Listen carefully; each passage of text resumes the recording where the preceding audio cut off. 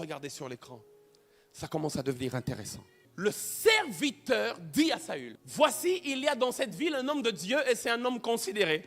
Tout ce qu'il dit ne manque pas d'arriver. Regardez la fin. Allons-y donc.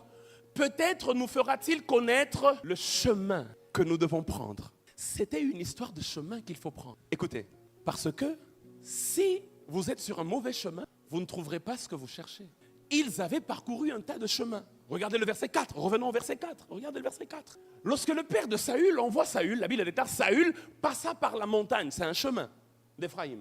Et il traversa le pays de Shalisha, c'est un chemin, sans les trouver, sans trouver les ânesses. Ils passèrent encore par le pays de Shalim, et elles n'y étaient pas. Ils parcoururent le pays de Benjamin, et ils ne les trouvèrent. Et puis le serviteur se rend compte, le problème n'est pas ce que l'on cherche. Le problème, c'est par où on le cherche. Parce qu'on a cherché la bonne chose, mais sur un mauvais chemin.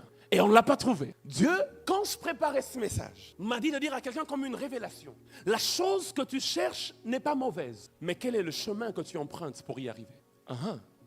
Mon message vient de commencer. Donne-moi un bon amen et j'avance. Et puis le serviteur, verset 6, se rend compte. Il dit, maître, le problème n'est pas les ânesses. Le problème est que il y a un chemin que nous devons emprunter, mais que nous-mêmes, nous ne connaissons pas. Il ne s'arrête pas là, Josette. Au verset 8, regarde ce qu'il dit. Il dit encore à Saül, le même serviteur, il sait que le problème, c'est le chemin. Le verset 8, allez-y au verset 8, il dit, le serviteur reprit la parole. Il a parlé une première fois, ce n'est pas suffisant. Il reprend la parole, il dit, voici, j'ai sur moi le quart d'un cycle d'argent. Je le donnerai à l'homme de Dieu et il nous indiquera notre... On ne veut pas beaucoup de choses. On veut juste connaître le pasteur. Pasteur, qu'est-ce que tu veux nous dire? Écoutez bien ce que Dieu m'a envoyé vous dire. Ce que nous cherchons existe.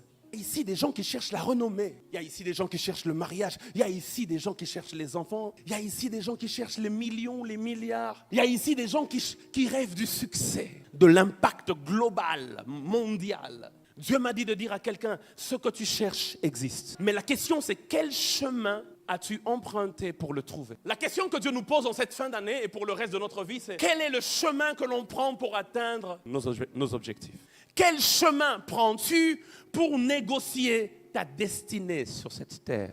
J'aimerais dire à quelqu'un, j'aimerais que tu le notes, si tu notes, la destinée d'un homme est une question de chemin.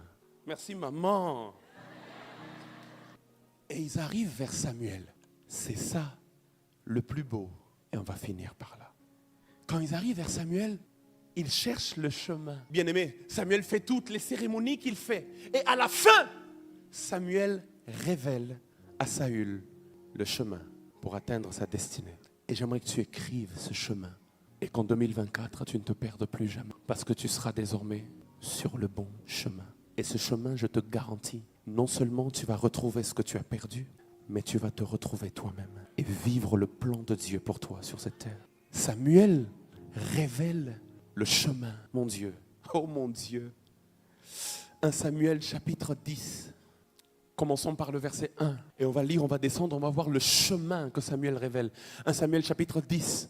Commençons par le verset 1. La Bible déclare, Samuel prit une fiole d'huile qu'il répandit sur la tête de Saül.